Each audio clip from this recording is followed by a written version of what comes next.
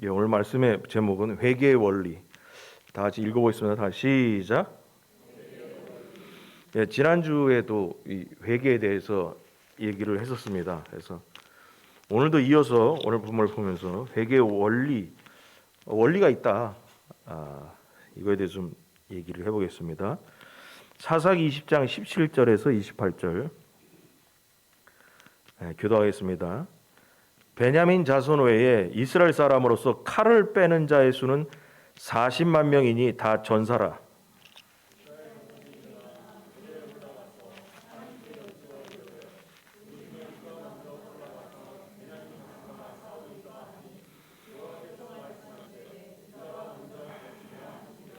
이스라엘 자손이 아침에 일어나 기브아를 대하여 진을 치니라.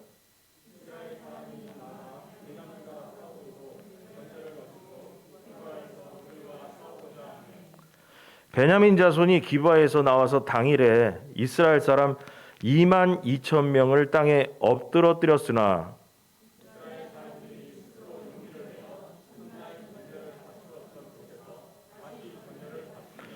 이스라엘 자손이 올라가 여호와 앞에서 저물도록 울며 여호와께 여쭈어 이르되 내가 다시 나아가서 내 형제 베냐민 자손과 싸우리이까 하니 여호와께서 말씀하시되 올라가서 치라 하시니라.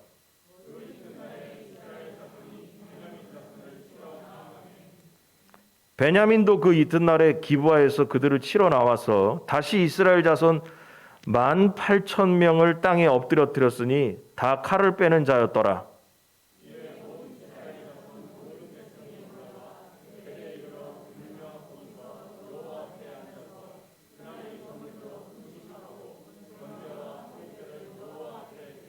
이스라엘 자손이 여호와께 물으니라. 그때에는 하나님의 언약궤가 거기 있고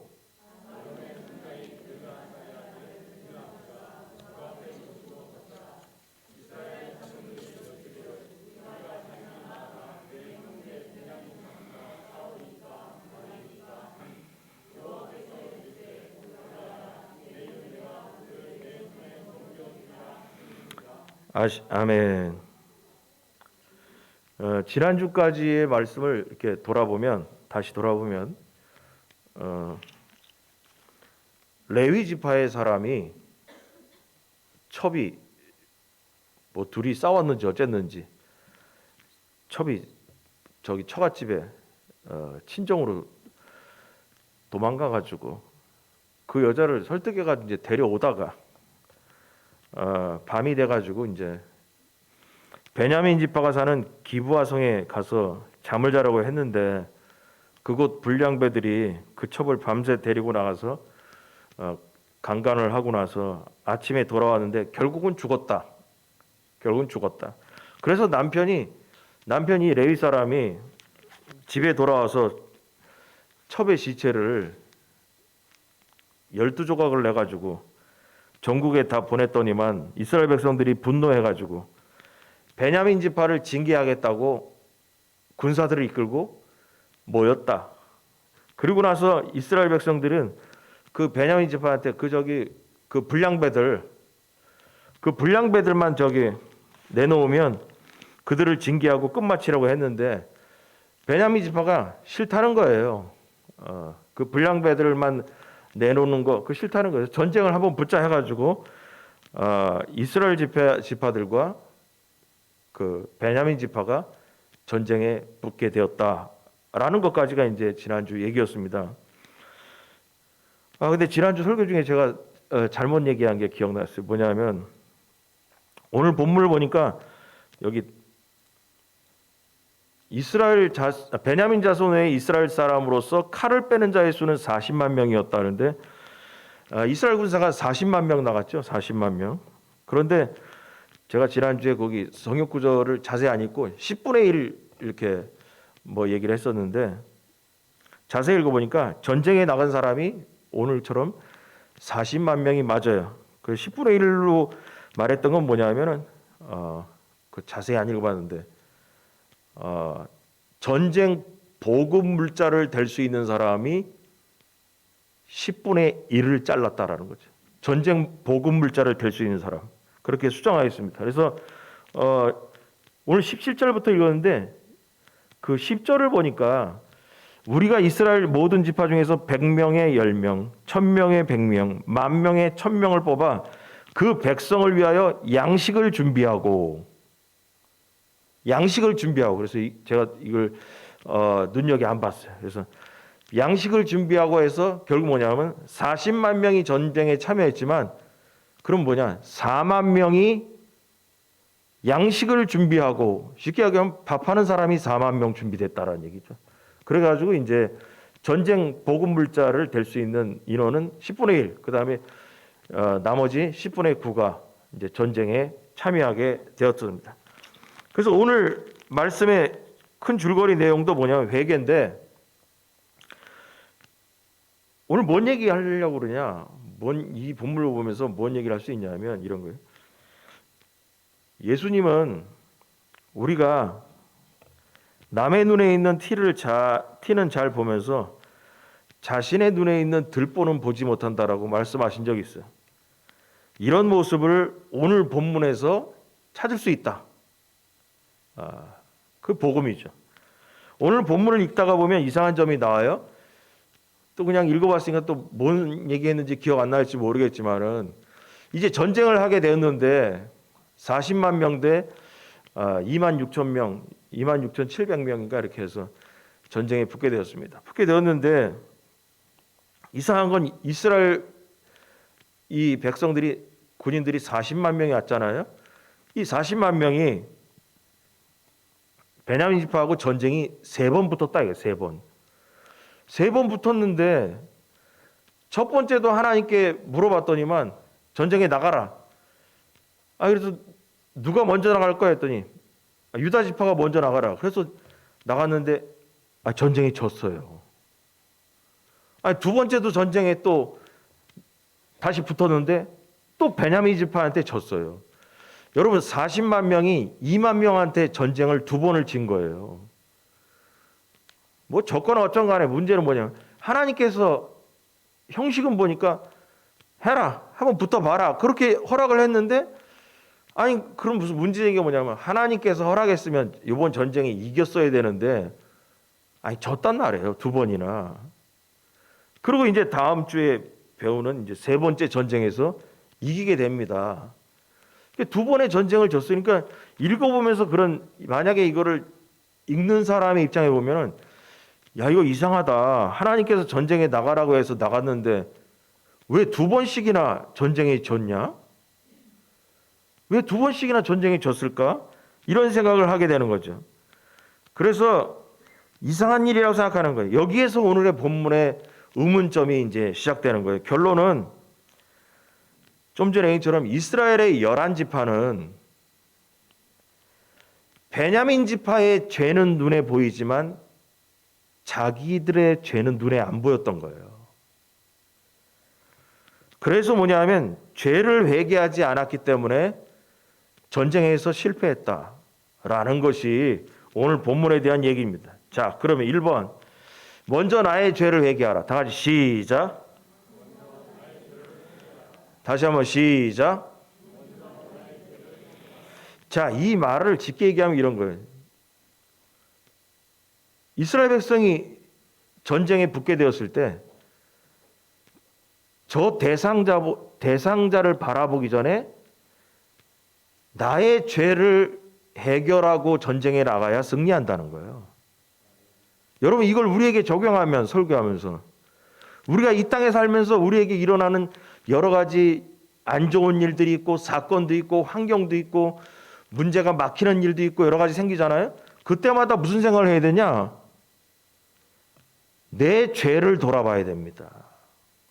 내 죄를 돌아보지 않고 그 사건을 매달리거나 그 어떤 사람과 대적하거나 할 때 전쟁 집니다. 이게 원리인 거예요. 이게 회개의 원리라는 거예요.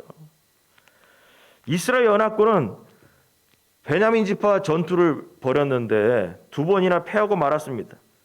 분명히 하나님께서 허락하셨는데 그래서 전투에 임했지만은 베냐민 지파에게 그 40만 명이 전쟁에서 2번을 지게 됐습니다. 이것은 전혀 예상치 못했던 충격적인 결과예요. 베냐민 지파가 그 기브아성의 그 행악자들, 불량배들을 내어주기를 거부해서 일어난 전쟁이었기에 이스라엘 연합군에게는 분명한 명분이 있어요. 그냥 그 불량배들만 내주면 그냥 이번 일을 그냥 거기서 끝내려고 했다. 아니 근데 안 내놓겠다네. 전쟁을 한번 그 2만 명이 한번 붙어보자네. 40만 명한테. 아니 그래가지고 전쟁이 붙은 거예요. 군사적으로도 이스라엘 11지파가 우세했기 때문에 이 사람들은 베냐민 지파한테 전쟁에서 질 거라고는 생각도 못했다. 어떻게 40만 명이 2만 명한테 지겠냐. 상상이 안 되는 거죠. 그래서 자신만만했어요. 분명히 이길 거라고 생각했습니다. 그래서 하나님께 질문을 해도, 잘 들어보세요. 하나님께 질문을 해도 베냐민과 싸울까요 말까요가 아니라 누가 먼저 올라갈까요? 이것이 질문이었습니다. 이 얘기는 뭐냐면요. 이스라엘 백성이 전쟁에 나가는 것도 뭐냐면 먼저 하나님께 기도하며 질문해야 될 내용이 뭐냐. 하나님 이 전쟁을 해도 됩니까? 안 해야 됩니까를 먼저 물어봐야 되는 거지. 누가 전쟁에 앞장서서 갈까요?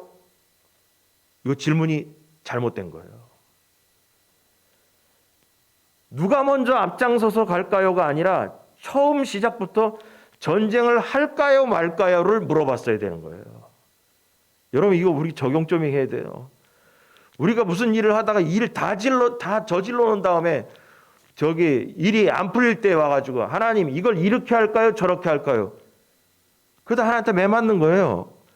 항상 하나님께 질문할 때 이렇게 해야 돼요. 하나님 이번에 이 일을 처음부터 할까요 말까요를 물어봐야지, 할까요 말까요는 자기가 먼저 일 다 저질러 놓고 일이 안 풀리니까 그때 와가지고 어떻게 할까요? 이렇게 물어보는 거예요. 지금 이스라엘 백성이 뭐냐면 40만 명이나 모였으니까 저 2만 명 저 정도야 뭐 우리가 알아서 전쟁 시작하면 되지 뭐. 하나님께 물어볼 거는 누가 1번 선수로 뛰어갈까요 이거죠. 그랬더니 하나님께서 이러시면 되지. 야 누가 먼저 가냐고 묻지 말고 전쟁이 해도 되냐 안 해도 되냐라고 물어봐야 될 거 아니야. 이렇게 혼내긴 모르는데 말도 안 하시고 유다가 먼저 올라가라 그랬어요. 아니 그래가지고 그런가 보다 해가지고 유다 지파가 먼저 올라가게 되는데, 여러분 전쟁은 이 내용을 가만히 보면 처음부터 하나님께서 허락하신 것이 아니에요. 지금 질문이 잘못했다고 얘기하냐면 이 얘기를 하고 나서 보니까 나중에 가서 이 두 번의 전쟁이 진 다음에 여기 28절을 보면 두 번의 전쟁을 진 다음에 정신이 바짝 들었어요. 그러고 나서 이제 질문이 달라져. 아론의 손자인 엘르아살의 아들 비느하스가 그 앞에 모시고 섰더라. 이스라엘 자손들이 여쭈기를 우리가 다시 나아가 내 형제 베냐민 자손들과 싸우리까 말리까. 이게 질문이 돼야 된다는 거죠. 두 번 두드러 맞고 나니까 하나님께 질문하는 내용이 달라졌다라는 거예요. 그래서 결국 뭐냐? 첫 번째 질문이 잘못됐다는 거죠. 그랬더니 여호와께서 이르시되 올라가라. 이렇게 말씀하신 거예요.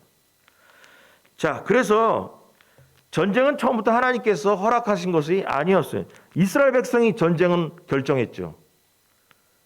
다만 뭐냐? 누가 먼저 갈까요? 그 질문을 했던 거죠. 그럼 이 얘기는 뭘까? 자기들이 결정하면 하나님도 따라와 줄 줄 안 거죠. 내가 결정하면 하나님이 뒷마무리 해줄 줄 알았죠. 아니에요. 하나님이 결정을 먼저 하셔야 되는 겁니다. 이스라엘은 40만 명 데리고 가서 우리가 결정해서 전쟁 나가면 저 2만 명쯤이야 저거 뭐 하나님한테 뭐 저기 같이 해달라고 얘기할 것도 없고 저거 뭐 이길 수 있지 않겠어? 이렇게 생각했던 거죠. 그런데 그렇지 않았어요. 자기들의 군사 숫자로 대결하면 당연히 이길 줄 알았죠. 그러나 이 사람들은 제일 중요한 사실을 지나쳤습니다.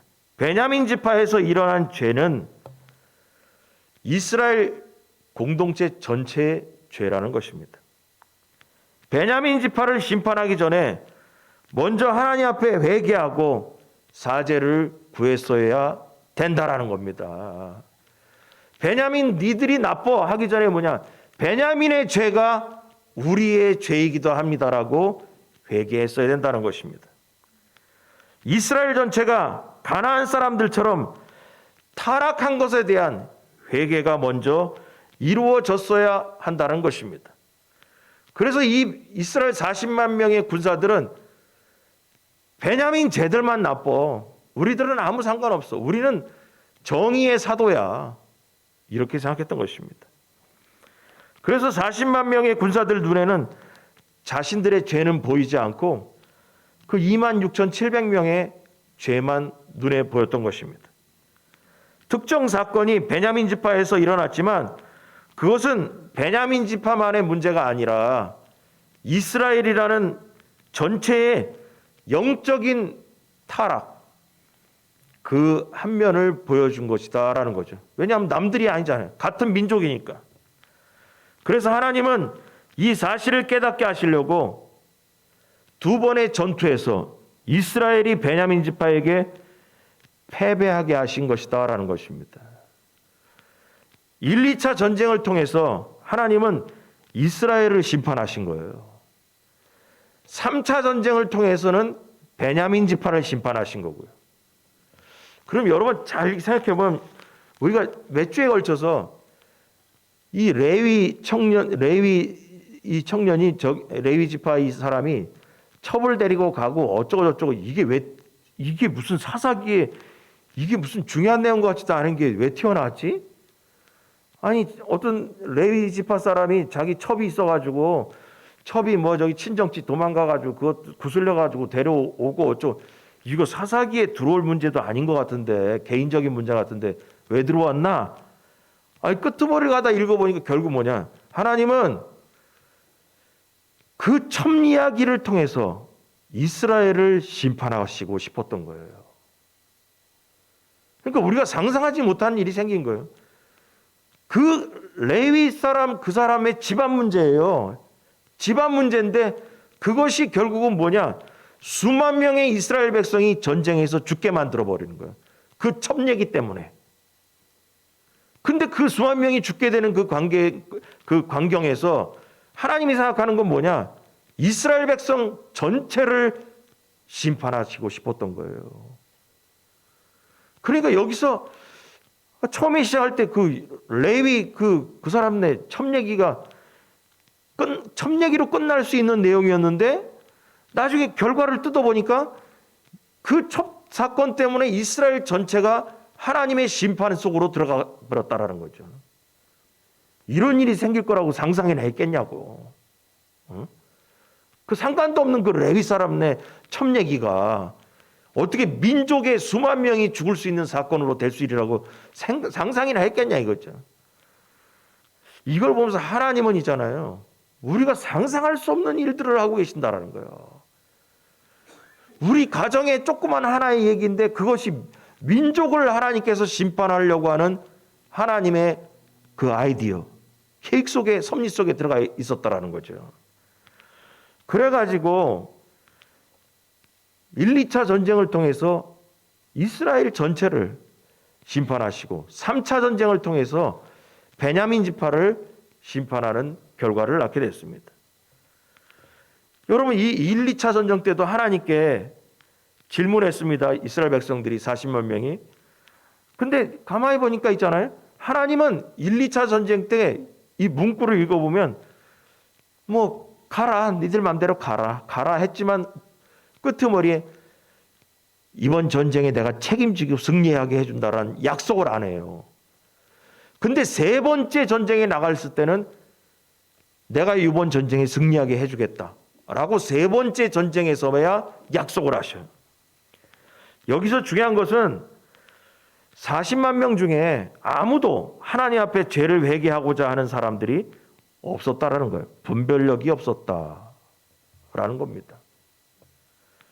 자신들의 죄는 보이지 않고 베냐민의 죄만 보였다라는 겁니다. 이게 복음으로 예수님께 오면 똑같은 말이 되는 거예요. 남의 티는 보고 자기 눈에 있는 들보는 안 보인다라는 거죠. 그게 연결되는 거예요. 그리고 그들의 눈에 보인 것은 또 뭘까 이렇게 생각하니까 자신들은 다수라는 거죠. 우린 40만 명이나 돼. 쟤네들은 2만 명밖에 안 되고. 그래서 우리 40만 명 다수가 움직이면 우리가 정의로울 줄 알았고 우리가 죄가 없는 줄 알았습니다. 그러나 하나님 앞에 다수, 사람이 많은 게 중요한 게 아니라 죄가 있느냐 없느냐가 더 중요한 것입니다. 그래서 영적 싸움에서, 이 영적 전쟁에서 제일 중요한 사실은 뭐냐? 자신 안에 있는 숨어있는 죄를 찾아 철저히 제거하고 성결해지는 것이 우선이라는 거예요. 야고보서 4장 8절 우리 읽어보겠습니다. 다 같이 시작.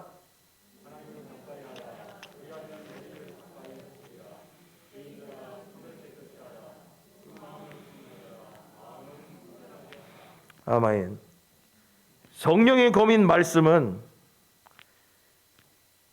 외부의 적을 공격하기는 무기이기도 이전에 우리 안에 죄를 제거하는 수술하는 칼과 같다. 하나님 말씀이. 그래서 말씀으로 우리의 죄를 뽑아내야 됩니다. 하나님 말씀에 걸리면 다 뽑아내야 돼요. 말씀으로 우리의 죄를 뽑아낸다고? 어떻게 뽑아낸다는 얘기냐? 뽑아낼 수 있어요. 히브리 4장 12절 우리 다 같이 시작.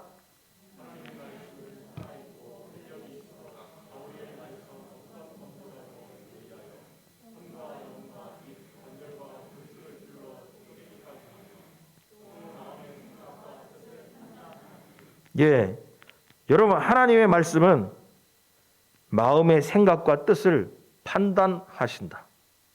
판단한다는 거예요. 하나님의 말씀을 기준으로 내가 하고 있는 생각과 뜻을 판단받아야 돼요. 맞춰봐야 돼요. 말씀이 판단하게 해야 돼요. 그래서 뭐냐면 말씀의 기준에 맞춰서 내가 생각하는 뜻과 마음이, 내 상상이, 내 구상이 하나님의 말씀의 기준에 부합되는가를 판단받아야 됩니다. 그 판단받아서 하나님 말씀과 뜻이 안 맞으면 뽑아내야 된다는 얘기죠. 그러므로 성도는 먼저 하나님의 말씀으로 자신을 진단하고 회개함으로 잘못을 고쳐야 한다라는 것입니다.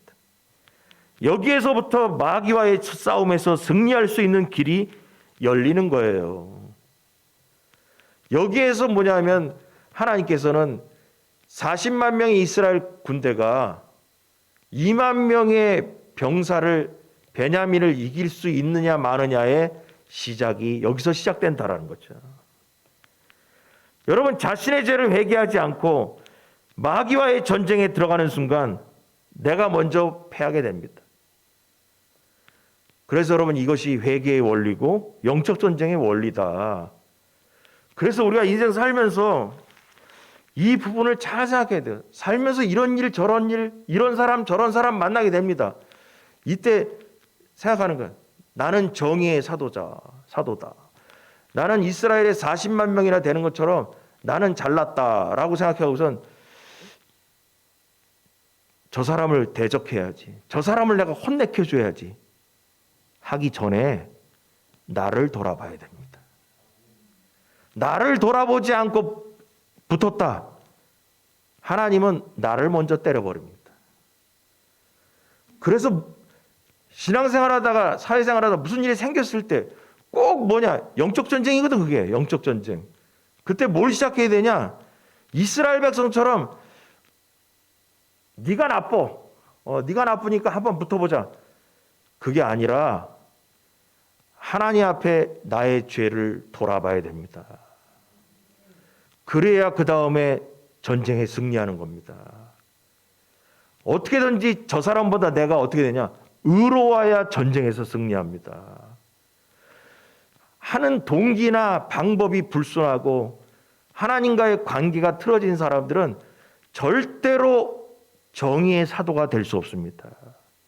절대로 하나님이 그 사람을 들어 쓰지 않습니다. 자기의 모든 걸 돌아봐야 된다. 이것이 회개의 원리고 영적 전쟁의 원리다라는 거예요. 여러분, 이거 너무 중요한 거예요. 이게 승리하는 방법인 거예요. 그래서 항상 안 좋은 일들이 많이 생길 때마다 나를 먼저 돌아보고 대적해야 된다. 그 대적의 대상이 뭐예요? 마귀죠. 영적 전쟁이죠. 두 번째로 용서받고 시작해라. 다 같이 시작. 다시 한번 시작.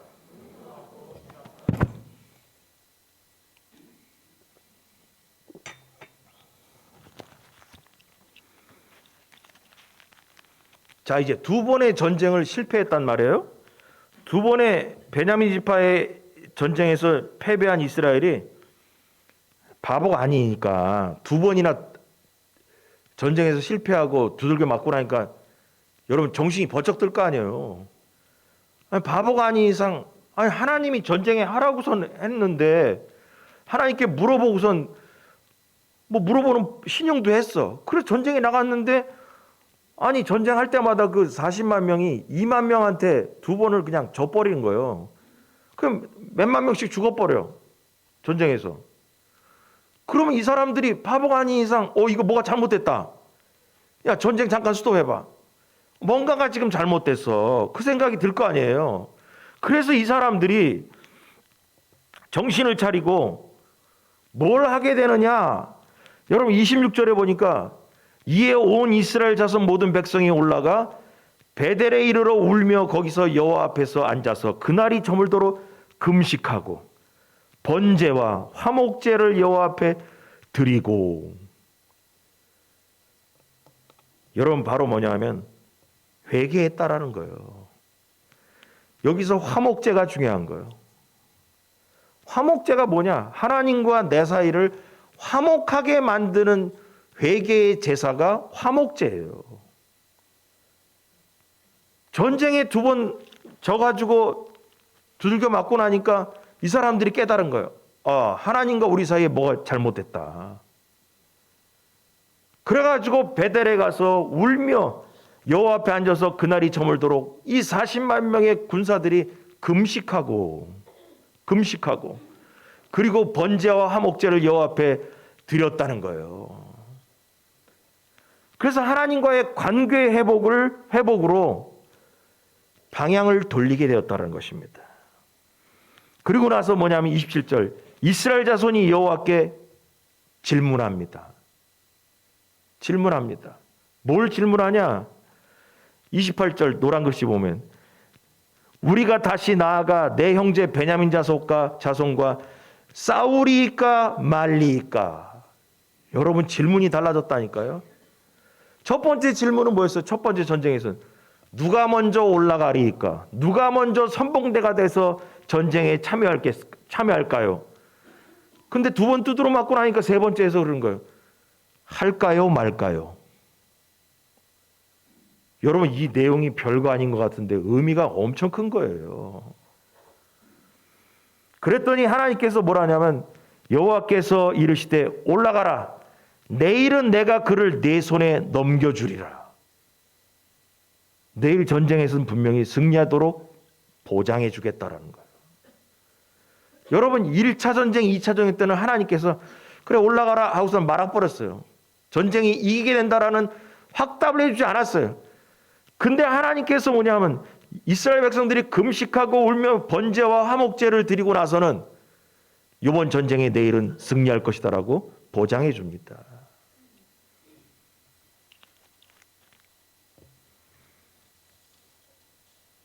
이스라엘 백성은 두 번 하나님께 매맞고 나서 그때서야 정신 차렸습니다. 바로 자신들의 죄를 먼저 하나님 앞에 회개하고 용서의 은혜를 구한 겁니다.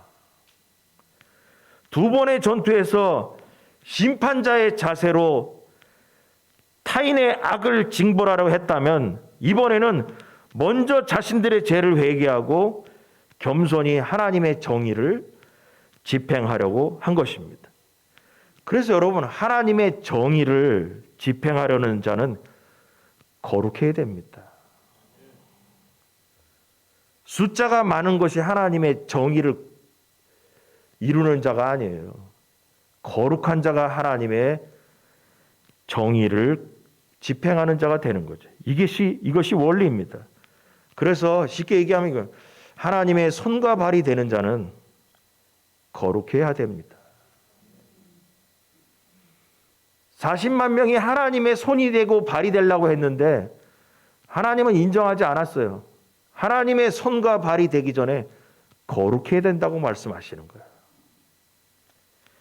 베냐민 지파에서 일어난 죄를 자신들의 죄로 여기고 철저히 회개함으로써 용서의 은혜를 입어서 하나님의 심판의 도구로 이제서야 이스라엘 백성이 준비가 되었다는 것입니다. 이러한 역사는 성도가 영적 싸움을 어떻게 해야 되는가에 대한 자세를 우리에게 알려주는 것입니다. 우리에게 적용하면 우리는 항상 하나님 앞에 화목제가 해결돼야 됩니다. 화목제라니까 어렵고 하나님과 우리 사이가 화목해야 됩니다.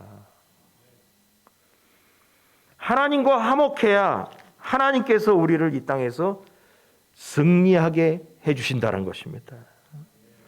신앙이 삐뚤어진 상태에서 아무리 칼자를 휘둘러봤자 오늘 본문을 보니까 나만 죽는다라는 겁니다.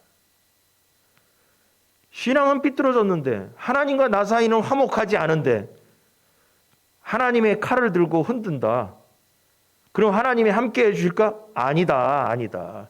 그래, 전쟁에 나가봐라. 근데 뚜껑 열어보니까 전쟁이 져버렸어요. 그래서 이것이 바로 뭐냐면 회개의 원리라는 거예요. 신앙이 올바르게 하나님과 나 사이가 화목한 상태에서 움직여야 하나님이 나와 함께 하신다는 거예요. 이 원리들을 알아야 여러분 영적 전쟁에 승리하는 거예요. 이런 것들을 갖고서 있잖아요. 여러분 앞에서 얘기처럼 인생 살면서 일어나는 모든 일, 환경적인 것, 사건적인 것을 바라보면서 이 사건을 해결하려면 어떻게 되냐? 먼저 회개해야 된다. 이게 1번이에요. 나는 잘났고 너는 못났어. 그래 두고 보자. 누가 이기나. 그 하나님께서 그래. 너도 죽어. 다 죽습니다.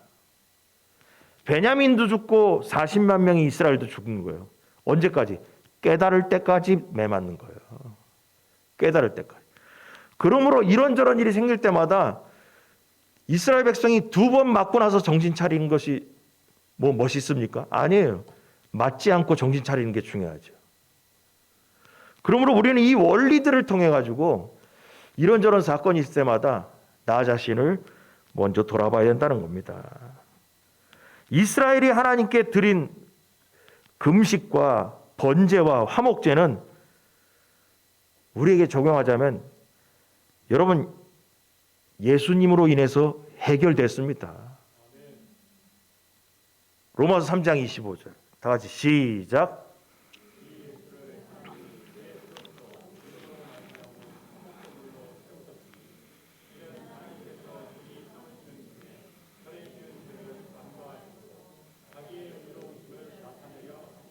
아멘.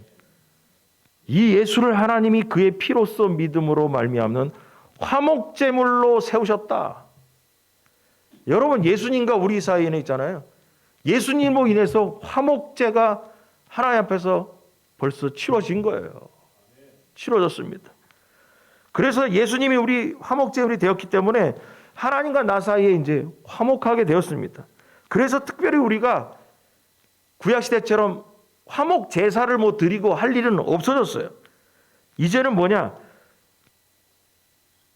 하나님께서 우리에게 허락하신 그 화목한 제사, 예수 그리스도를 통한 2000년 전에 주신 그 화목제가 거기에서 나오는 은혜를 우리가 덧입어야 된다라는 거예요.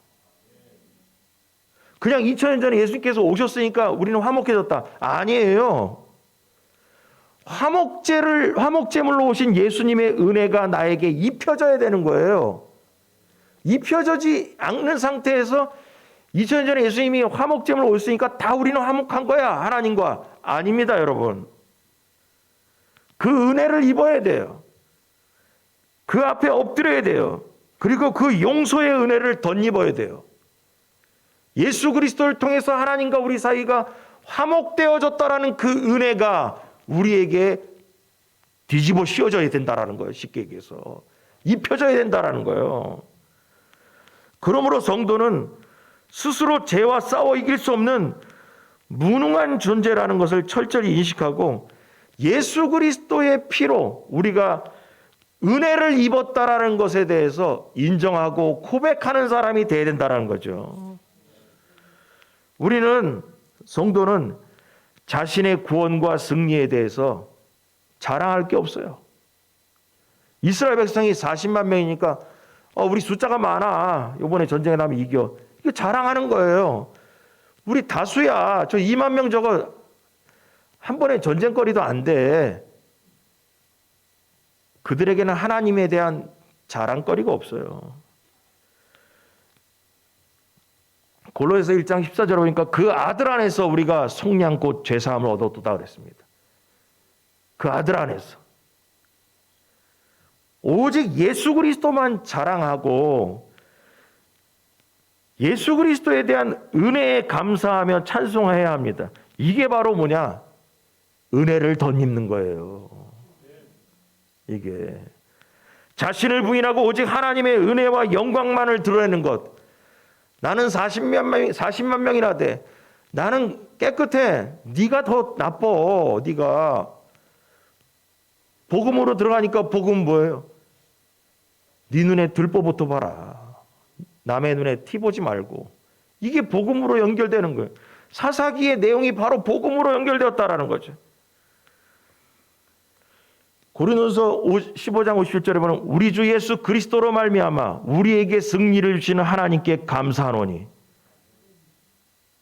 하나님께 감사한다라는 얘기가 예수 그리스도를 말미암아 승리를 주신 하나님께 감사한다. 이러한 고백을 하는 거가 바로 뭐냐? 용서의 은혜를 입은 것이다라는 거예요.